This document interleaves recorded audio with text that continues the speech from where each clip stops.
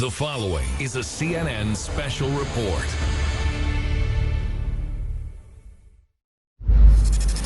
This is the North Korea you know. This is the North Korea you've never seen. Stories you've never heard. Is that a legend, or did that actually happen? Our general is really a person who heaven sent to us. Places you've never been. People with a common enemy. Who do you want to fight? To fight the sworn enemy, Americans. What if I told you I'm an American? Do you want to shoot me too? Unprecedented access. Hidden from the world until now. Come with me to the secret state inside North Korea.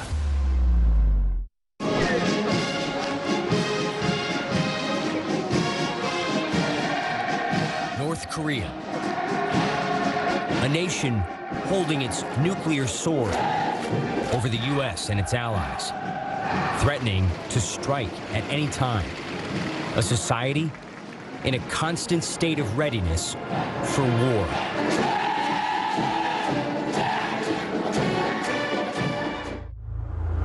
Life on the inside is a mystery to most of the world.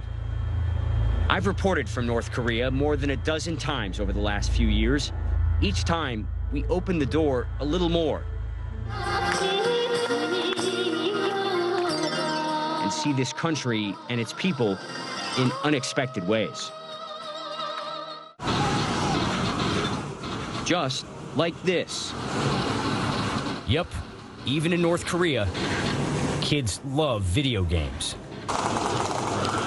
For these 14 and 15-year-olds, these are not just games.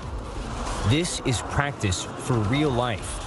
Most of these boys, and a lot of the girls, will spend their first years of adulthood serving in the Korean People's Army, just like their parents and grandparents before them. What do you like about this game? Killing the enemy. Hitting the enemy? Who's the enemy? Americans. This hatred of Americans stems from the Korean War. North Korea contradicts Western historians, saying that America started the war that killed millions of civilians and divided the Korean peninsula. Who do you want to fight? To fight the sworn enemy, Americans. What do they teach you about Americans in school? They forcibly invaded us, slaughtered our people, buried them alive and killed them. So they teach you that the Americans are the enemy and you need to shoot them, to fight them? Yes. Here's where things get awkward. What if I told you I'm an American? Do you want to shoot me too? Yes. There are good people. We'll see if you're a good person or a bad person. I'm a good American, so don't shoot me. No, I won't shoot. This is the paradox of North Korea. Smiling young people, friendly, polite, even as they tell me how much they hate the United States. From their earliest years, these children are told America could attack at any time, told they must prepare for the next war. In North Korea, government minders watch our every move and restrict what we can film, even if this is what we want to see. High school students horsing around at the beach. I can't help but wonder, what do they actually know about America? Are you a Portland fan? Are you an NBA fan? No, I just wear it to play sports. Have you ever heard of Portland? Or Haven't heard of it. have you ever seen any American movies or heard any American music? No. Ever heard of Facebook or Twitter or Instagram? No, not at all. These teens have been told Americans act and look scary. What would you expect from an American? What would you expect an American to be like? Big nose with a hairy chest. Big nose and hairy chest, huh? Well, I don't have a hairy chest. You tell me, do I have a big nose? With a nose like that, it is sort of. Have you guys ever met an American before? They become visibly uncomfortable when they learn I'm an American. I'm the first one they've ever met. Well, I won't interrupt your game any longer. Thank you very much. It was nice to meet you guys. Next, our government minders want us to see this place. the Songdo-won International Children's Camp in Wonsan, considered the best in North Korea. Entire school classes compete for a chance to spend 2 weeks at camp. Many of these kids have never seen anything like it. But this is something they know well. The first thing you see when you walk into this camp, this statue. Everything here, just like everywhere else in North Korea, centers around the leaders. These children have been taught a fierce loyalty to their nation's leaders, all members of the Kim family. Photos and statues are everywhere. Songs of praise are staples.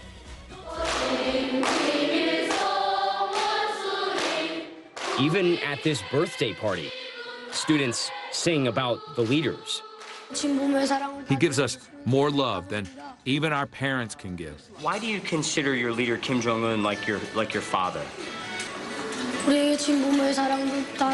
He's affectionate and more caring than my own parents. He gives us more love than even our parents could give. Chae Jin-song, who just turned 14, says his own parents can't afford to give him a meal like this. Many of North Korea's 5 million children come from towns and villages where the basics, electricity, clean water, nutritious food, are not always available. I declare I will become a true member of the Children's Union who studies better in order to repay the love of respected leader Kim Jong-un. These young people are the future of North Korea, an entire generation brought up to worship their supreme leader. No skepticism, no dissent, no questions, only loyalty for life.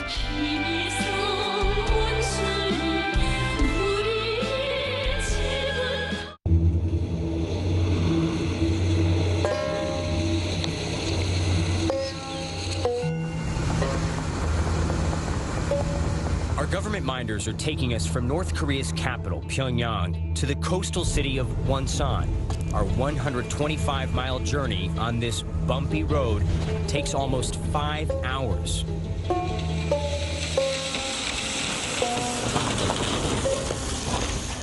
We've been driving for a couple of hours through the countryside, and we've just gotten stopped at a checkpoint. Already several minutes now, our minders are speaking with the police officer.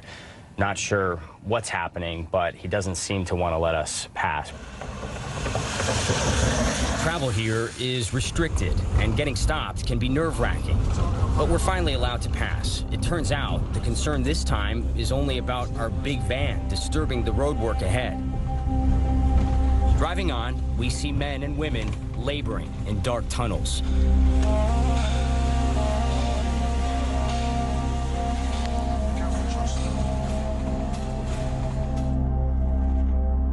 Much of the North Korean countryside is undeveloped, with very little infrastructure. But that also means the landscape is relatively untouched. And I must say, the scenery is striking. Majestic mountains, thick forests, and this seaside city.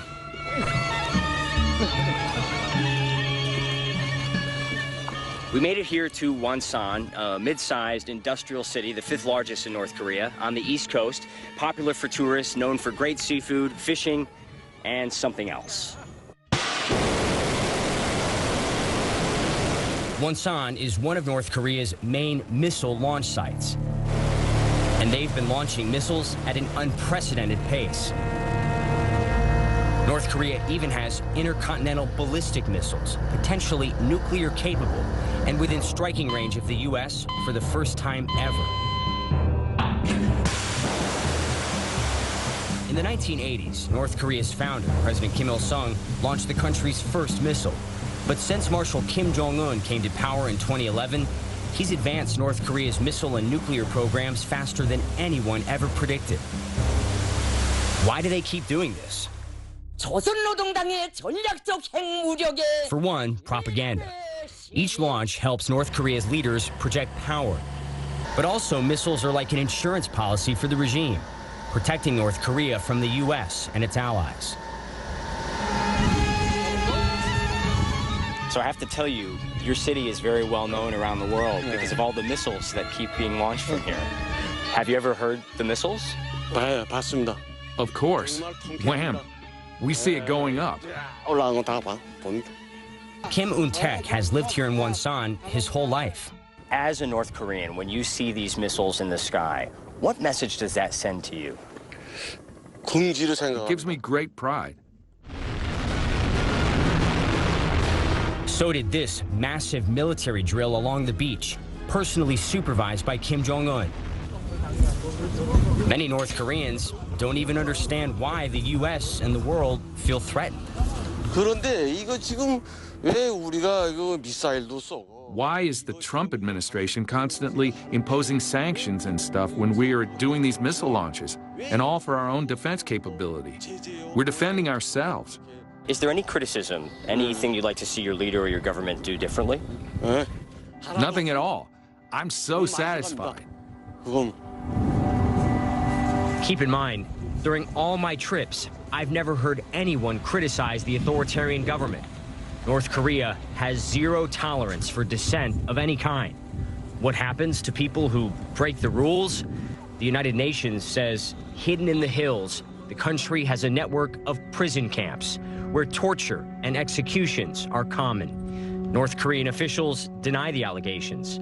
They do say criminals are punished appropriately.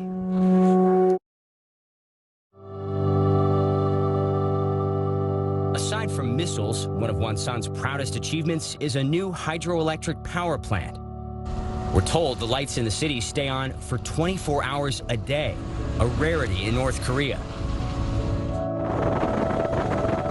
In fact, when we stop for dinner at a tea house miles away from Wonsan, the lights go out within minutes. Nobody seems fazed by it. We dine on wild pheasant by flashlight. North Korea may have mastered launching missiles, but generating electricity is an ongoing struggle.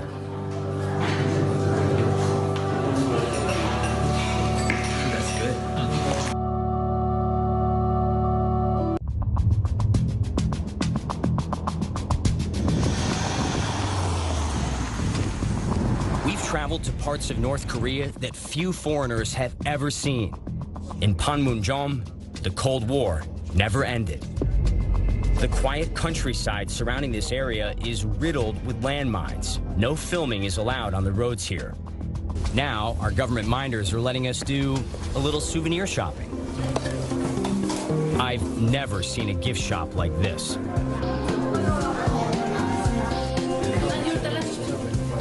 These postcards are some of the most popular items. This one reads, "We will crush the U.S. attempts for a nuclear war." This one, "To the U.S. hard line, we will counter with the ultra hard line."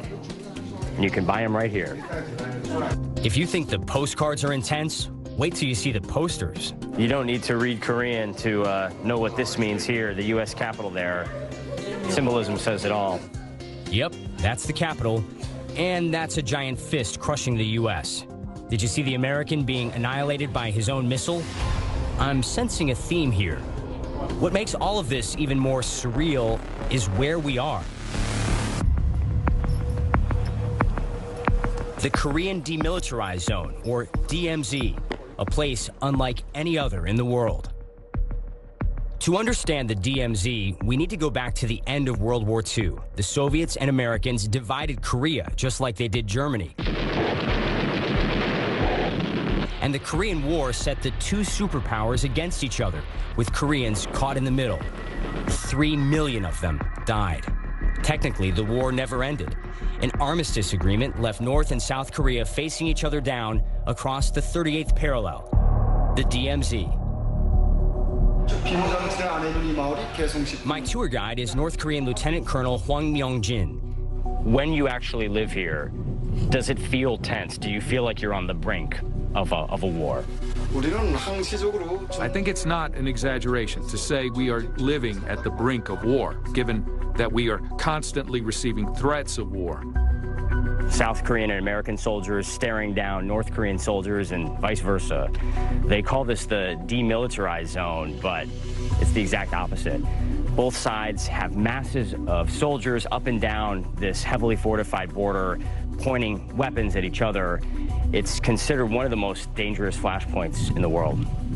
And it's getting worse. A lot has changed since I came here back in 2015. More nuclear tests, dozens of missile launches.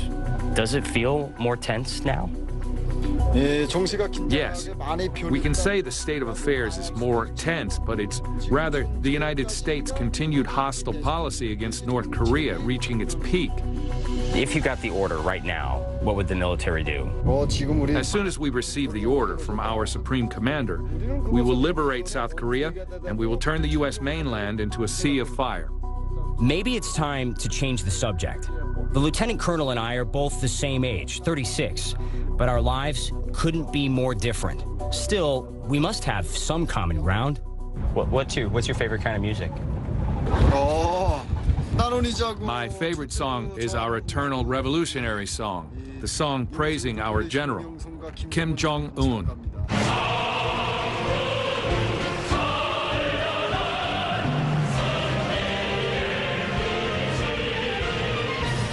I really like classic rock. Have you ever heard any classic rock?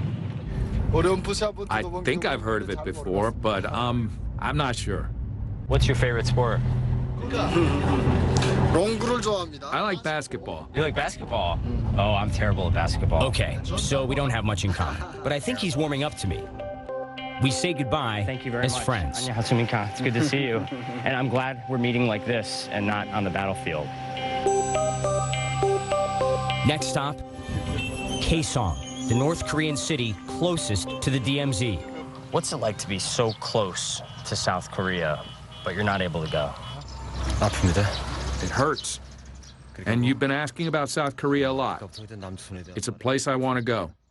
We are so close to Seoul, South Korea, thriving economy, modern skyline. Do you ever ask yourself why you don't have that here? We have Pyongyang. It's been built with our own power, our own technology, our own independent economy. How can Seoul compete with that? I can't help but wonder, what would his life be like if his family ended up just a few miles south after the Korean War? Driving back to Pyongyang, I have no idea we're about to experience one of the strangest days I've ever had in North Korea.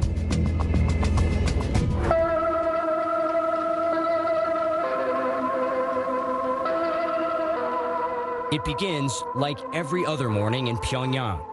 This music is the city's alarm clock, played every day, beginning at 5 a.m. to commemorate the sacrifices of North Korea's leaders. We head to the Pyongyang International Airport for the arrival of a VIP. Dennis Rodman has been invited back for another round of so-called basketball diplomacy. Dennis, are you bringing a message from President Trump to North Korea's Supreme Leader Kim Jong-un? I'm just here to come see some friends and have a good time. Distracted by the Rodman circus, we have no idea a secret handover is happening at the Pyongyang airport. American college student Otto Warmbier is quietly put on a U.S. government plane, a final, sad chapter in a story that began a year and a half ago. Thank you for the government of the DPR Korea for your forgiveness. Warmbier came here on a private sightseeing tour. After a night out on the town to celebrate New Year's Eve, the University of Virginia student was accused of trying to steal a propaganda banner from the wall of his hotel. For that, he got a 15-year sentence. Soon after, mysteriously, he ended up with a brain injury. In North Korea, Otto Warmbier has been released. Let's go straight to our Will Ripley. This was one of the hardest reports I've ever had to give. I'd spoken just weeks earlier with Warmbier's parents. At the time, they had no idea about their son's condition. But this reunion is not the happy reunion that his family had been hoping for as recently as a week ago, because that is when they learned, according to a family statement, that Otto Warmbier has been in a coma since March of 2016. In June of 2017, he returned to his hometown near Cincinnati, Ohio, in a vegetative state. Otto Warmbier died 6 days later. He was 22. As I'm writing this, at least 3 other Americans remain in North Korean custody. The State Department has since banned most U.S. citizens from traveling here. The stakes have never been higher.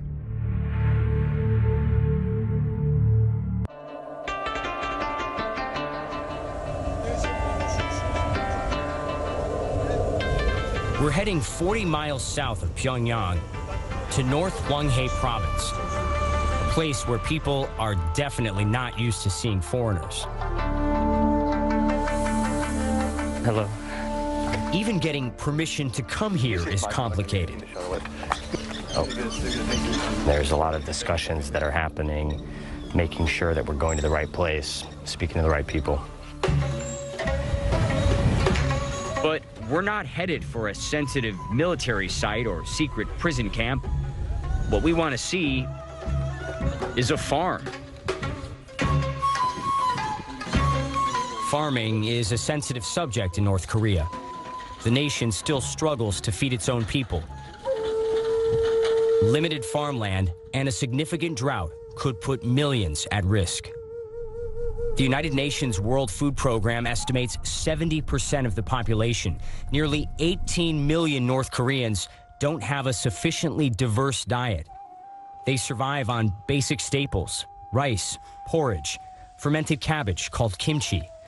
Beef, chicken, and pork are often too expensive. This handful of farmers seems to be putting on a demonstration for our benefit. After they finish, I try to ask them some questions. Most of the group is camera shy. But Yoon Myung-gun has plenty to say. The thing I am fond of is, for us farmers, is the land. Just taking care of the land. How long have you been doing this? It's been about 10 years since I came here. What's the farthest that you've ever traveled from home?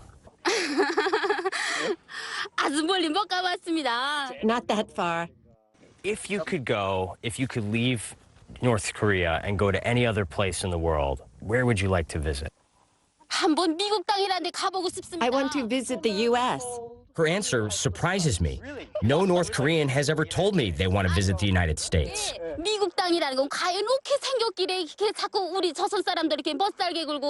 I want to see what on earth the U.S. looks like to be harassing Korean people so much.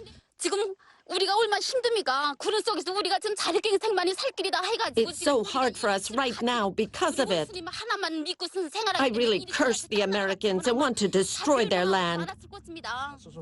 Now, I understand her answer. It's very nice to meet you. I wish you the best.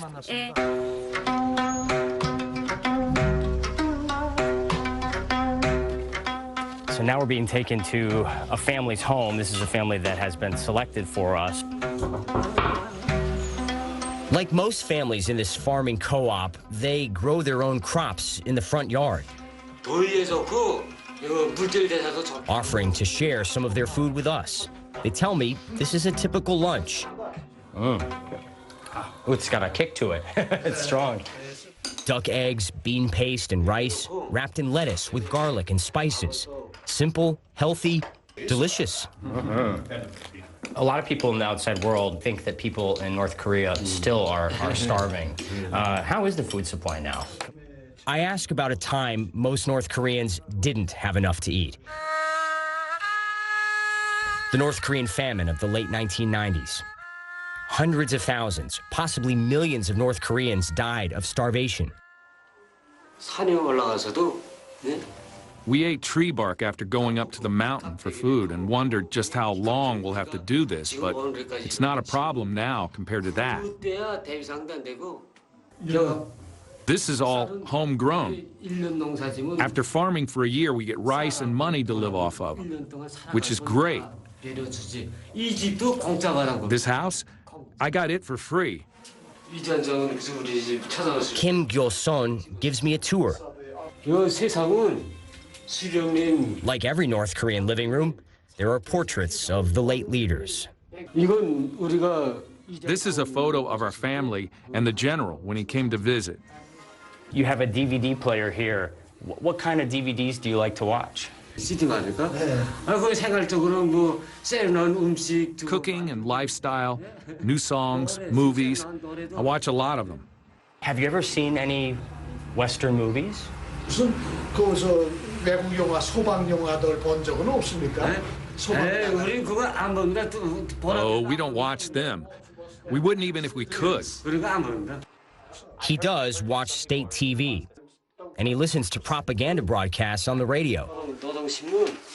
But his favorite ritual, like many of his generation, reading the newspaper. How important is the state media to getting information about what's happening? It's very important. It gets broadcast right away to everyone through television and newspapers on that day. The reaction is amazing. So what do you know about President Trump? What have you heard about him? My opinion from reading the newspaper, I think President Trump is an impulsive person. I think he's impulsive and not calm. And so he's losing the trust of the American people. Trust, something so few Americans have in politicians and the media. But what about here in North Korea? Here, the message is tightly controlled.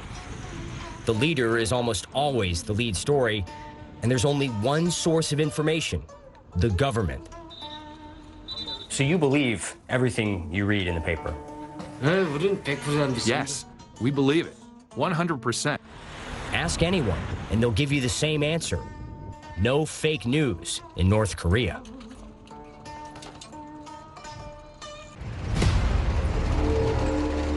This is the North Korea you've seen on the news.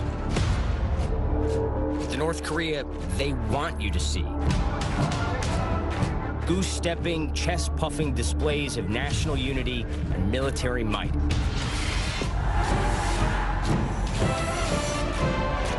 Perfectly executed by tens, if not hundreds of thousands of people.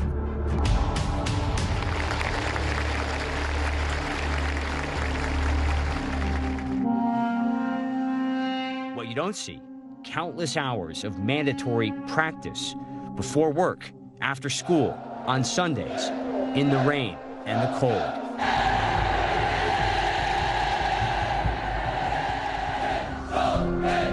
North Korea knows how to put on one hell of a show.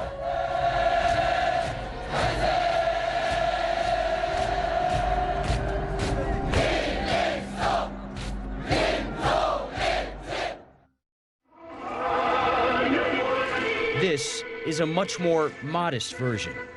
Bright and early each morning, these women are out waving flags to motivate fellow citizens to work harder.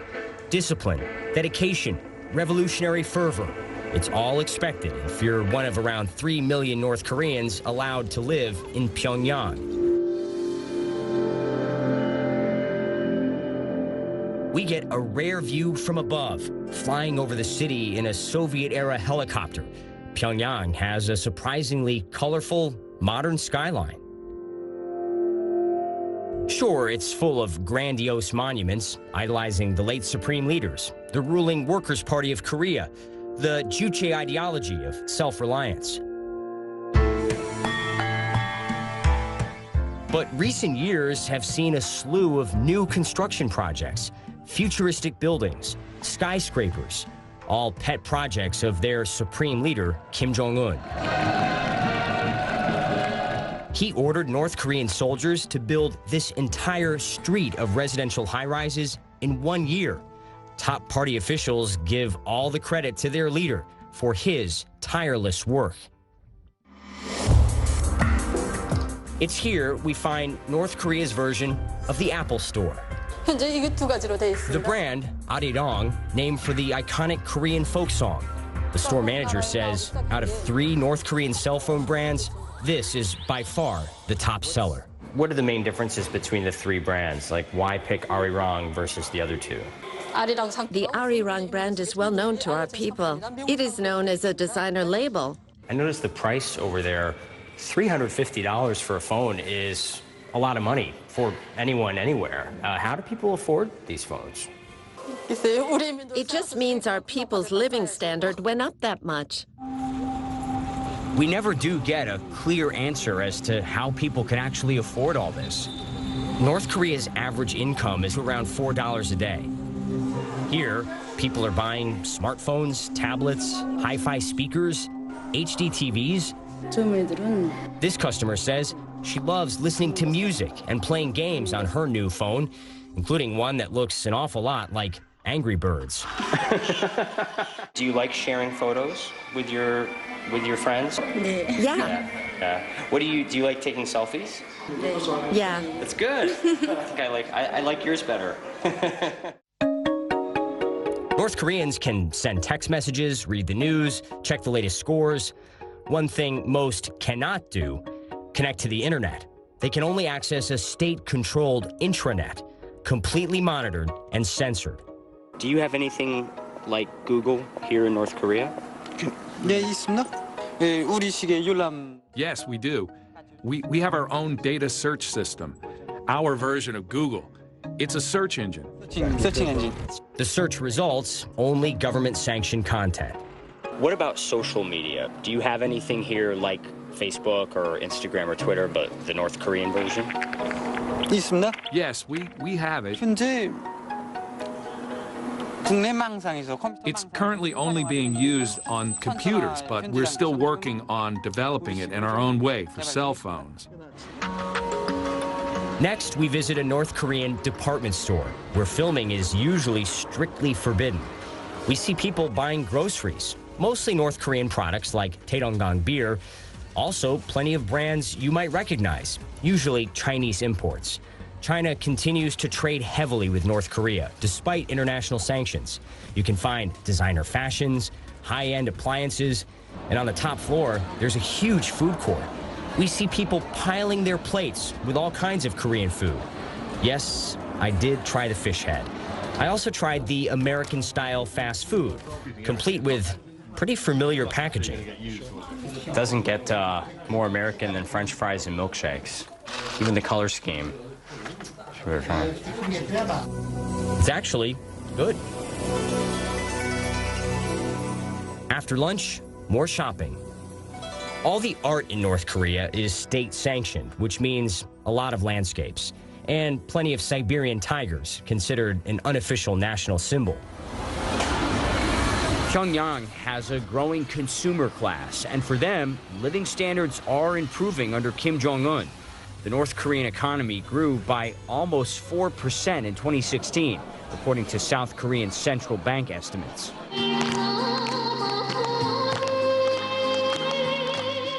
Which means people have more ways to enjoy their rare time off, like this group of factory workers having a picnic and singing karaoke.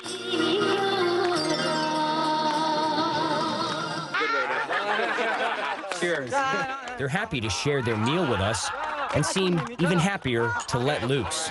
We expect North Koreans to work hard. This, we don't expect.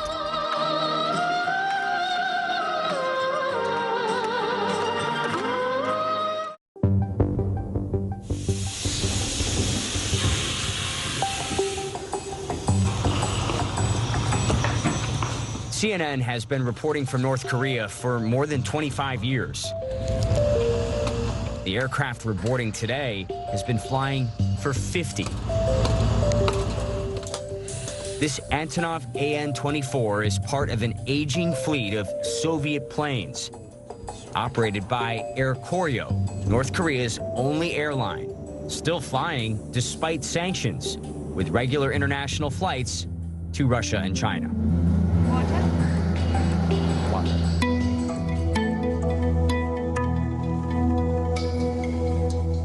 Our flight takes us 400 miles north of Pyongyang, to a place CNN has never been allowed before. As a Western journalist, even setting foot here is extraordinary.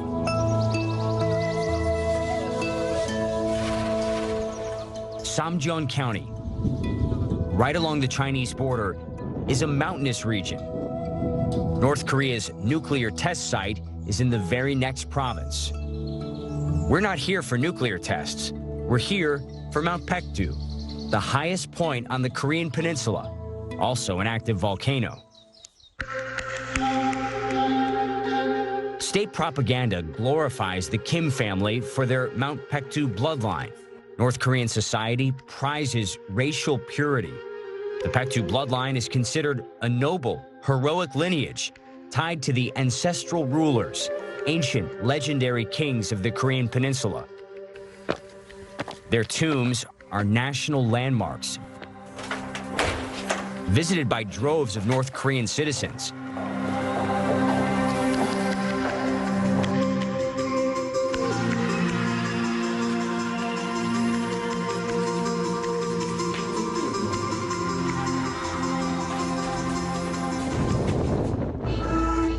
But the ultimate journey is to the mountain itself, still hours away on bumpy dirt roads.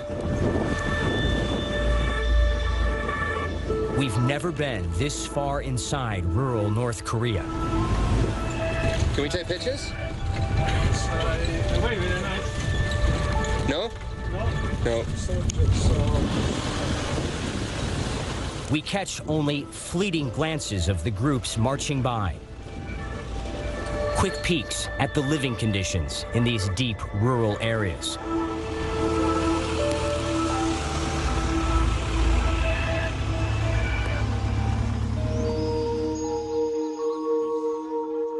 We're allowed to stop just for a few minutes in a tiny farming village.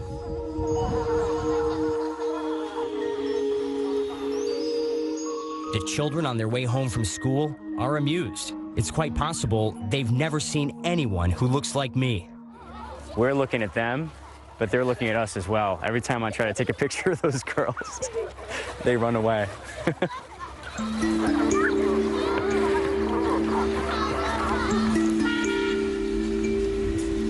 We eventually make it to this sleepy town. The town's centerpiece, yet another monument to the late President Kim Il-sung. We're shown a bullet-riddled building where he led a surprise attack against the Japanese. This is a typical North Korean village. China is about 5 miles that way up over that hill. And this is a simple life out here. You don't see shiny buildings. You don't see a whole lot of new construction. You see people living a slow, simple life. Down another windy road, another site North Koreans consider sacred, a cabin near Mount Baekdu. North Korea claims is the birthplace of General Kim Jong-il. Outside historians say he was actually born in Russia, but here our guide tells the story of his supposedly mystical birth. So it was really cold and the weather was not normal. But somehow the day the general was born, the strong wind stopped all of a sudden. The sun began shining through. Everything was bright and a quiet calm took over. The flowers bloomed and in the sky was a particularly bright star. Is that a legend or did that actually happen? Yes, it actually happened. It's not a legend. Our general is really a person who heaven sent to us. So he changed the weather too. It's a true story. People from the outside hear these stories and they wonder how any of this could possibly be true. It's hard to explain in one word, but our general is so great. We can't say it's only a legend. Nature actually transformed itself to announce the birth of our general to the whole world, blessing it. That's how it happened.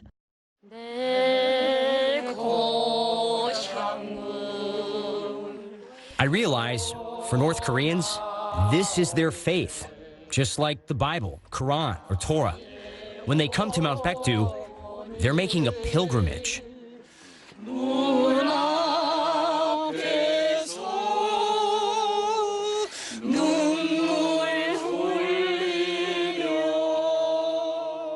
Why is this place so special and meaningful for you? Mount Baekdu is the soul of Korea's revolution, the spirit of our people and our pride. We are members of the great country of Baekdu.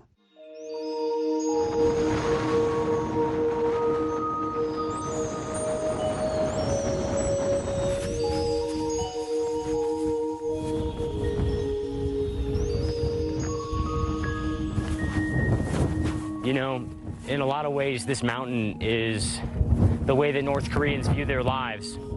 One big, tough climb.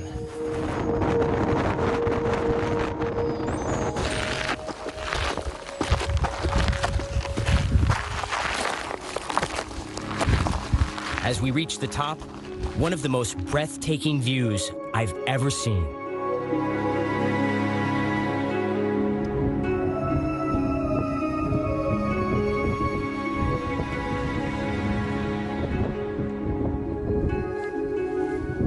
Now, I understand why North Koreans are visibly emotional when they come here. Mount Paektu symbolizes their achievements. Yeah, nice to meet you.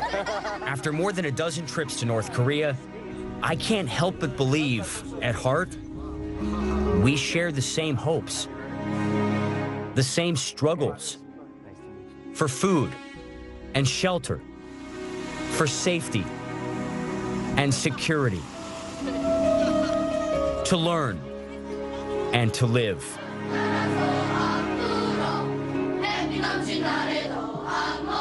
But I wonder, is it all at risk? On September 3rd, North Korea tested its most powerful nuclear weapon ever. North Korea will be met with fire and fury. American officials responded with words of war. He is begging for war. And shows of force. Now, the world waits and watches, uncertain of our common future.